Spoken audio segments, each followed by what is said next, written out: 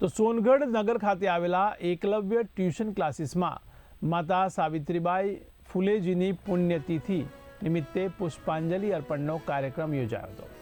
તો નગરસેવક પ્રકાશ માળી દ્વારા આ કાર્યક્રમને આયોજિત કરવામાં આવ્યો હતો. આ કાર્યક્રમમાં સોનગઢ નગરપાલિકાના પ્રમુખ સારિકા પાટીલ, વીજળી સમિતિના અધ્યક્ષ હેતલ દવે, સામાજિક ન્યાય સમિતિના અધ્યક્ષ ભાવના ગામિત દ્વારા દીપ પ્રાગટ્ય કરી કાર્યક્રમની શરૂઆત કરવામાં આવી હતી.